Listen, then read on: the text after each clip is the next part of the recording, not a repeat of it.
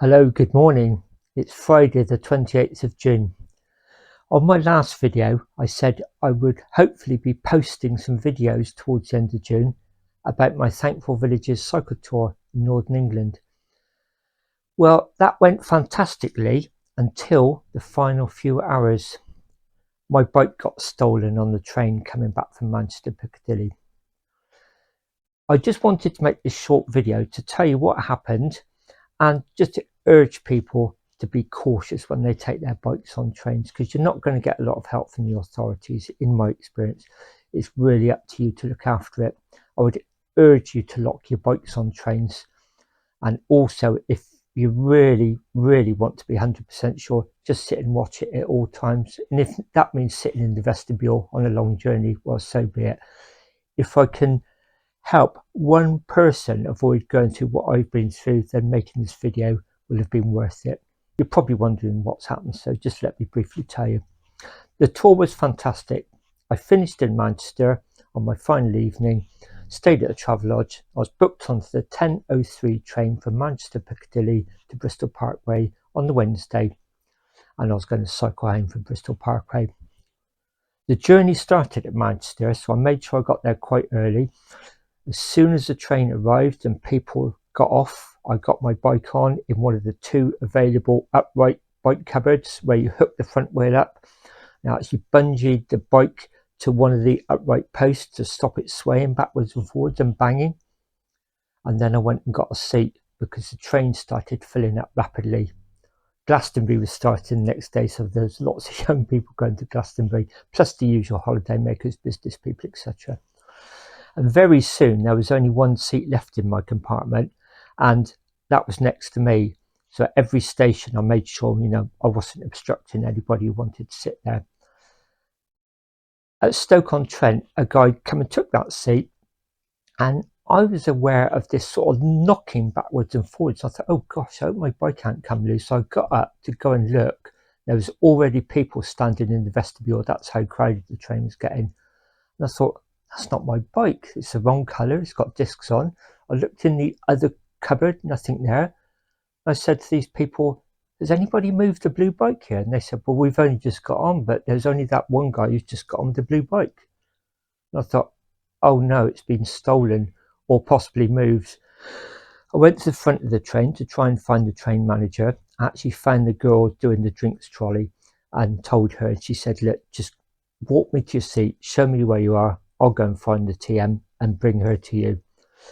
And the train manager, the TM, was very helpful, very apologetic, took all my details, confirmed that she or none of her staff had moved it, and we decided it had been stolen. And she sort of said, well, it can only have been 3 stops: Stockport, Macclesfield or Stoke-on-Trent. And the guy next to me sort of said, oh, that's my blue bike, I got it at Stoke-on-Trent, and I'm pretty sure there was nobody on the bike with the platform. I can't be 100% sure, but certainly nobody got off of the bike.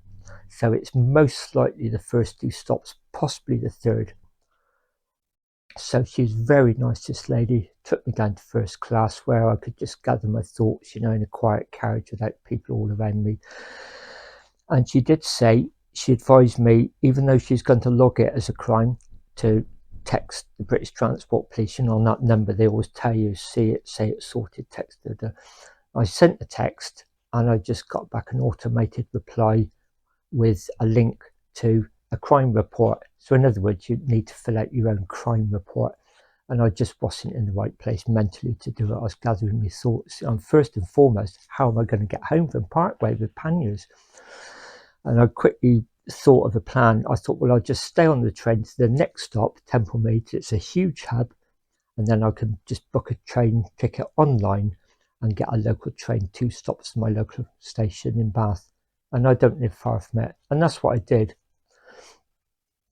And then I thought, rather than fill in the form online when I get home, I can actually go and see the British Transport Police at Bristol, because I'm pretty sure there's an office there. And there was, and I went and reported it.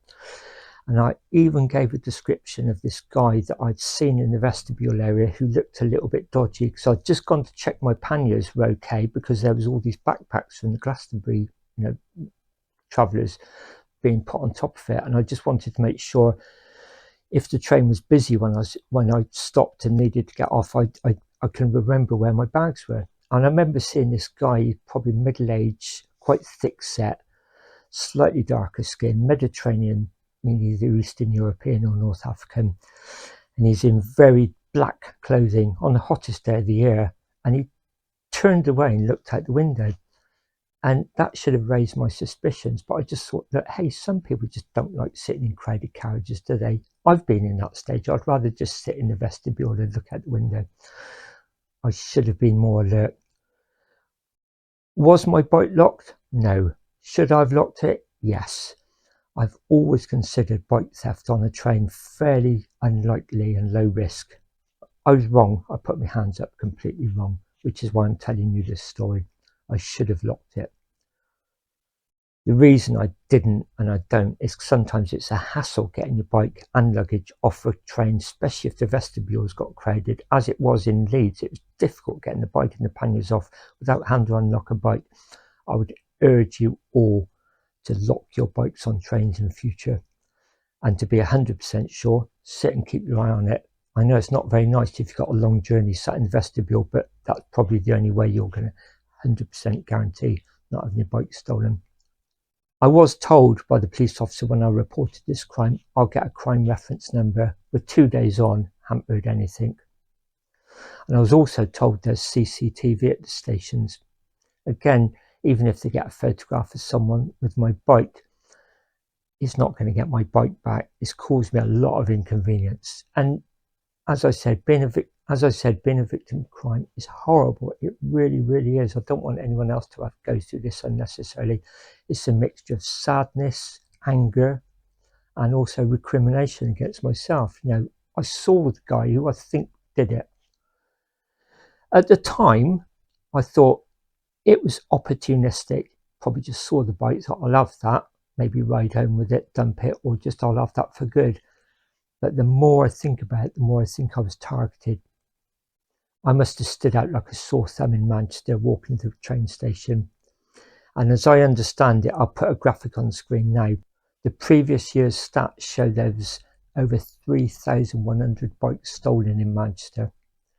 And that only resulted in 32 arrests or prosecutions, less than 1%. If you look at it from a thief's perspective, that's a 99% chance of getting away with a crime. I've come to think this is only a hunch, but it's my gut instinct. I was targeted, I was followed.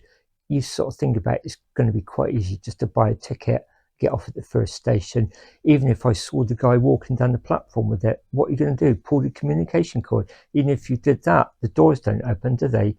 I'd imagine it's a very easy crime to get away with.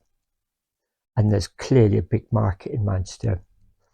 I did a little bit more reading, and people just had to solve their own crimes. They looked on second-hand online bike selling sites, or they even trawled around bike shops, and sometimes they found their own bikes and they reported it to the police. No action taken. So I have absolutely no confidence whatsoever in the official side of it. Nothing's going to get done. If that makes me sound a bit bitter, well, it probably is, because I am actually, which is why I'm making this video. Don't expect officialdom to do anything for you, because it probably ain't going to happen, is it? And even if they get a photograph of someone taking it, it's very unlikely you're going to get your bike back, isn't it? The reason I'm a bit cross about not getting a crime reference number is I'm doing all I can to locate it, actually. I mean, short of going up to Manchester and looking around bike shops or bike parks, there's not a lot I can do. I've registered it online with a couple of bike theft sites. I'm also scanning second-hand bike marketplaces to see if it turns up. But, you know, I then need to prove that I'm a claimant, aren't I? And if I haven't got a crime reference number, that's going to be very difficult, isn't it? So, yeah, I'm a little bit cross about the lack of... I don't expect the police to drop everything they're doing and go looking for my bike. You know, that's unrealistic, but it would have been nice to have at least had a crime reference number, so if I was able to locate it, at least I can then sort of say, hey, I've got a legal claim to this bike. Anyway, it's completely ruined the rest of my summer, really. As regards touring, I can't go camping without a touring bike. needs to put on hold, sort of anything like that. I can't even get me, I'm not really in that right headspace to even start thinking about editing the videos. Actually, it was a great trip. In conclusion, if I can avoid one person going through what I'm going through, then making this video and telling my story would have been worth it. I used to think bikes were fairly safe on trains, low risk of having them stolen. Clearly not the case. They can and are stolen. It's only natural when you hear some bad news you want to know what's happened, so I can kill two birds with one stone. I can tell you the story and urge you, if you're taking your bike on a train or in any public area, just be ultra cautious. Think about, if you lost that bike, what the ramifications would be. I never really have, and now I'm realizing just how inconvenient and expensive it's going to be. Before I say cheerio, I want to thank everybody online who's offered me consolation and conciliation, and one person in particular who's made a very generous offer to me, which I'm hopefully we're going to sort something out. I'm not saying any names, you know who you are. Thank you so much. Anyway, in the meantime, look out for each other, everybody. See you probably in a few months. My head's not really in the right space to edit the video of the tour. There were some fantastic moments. I will get round to it, but it's probably going to be a few weeks yet. Bye for now.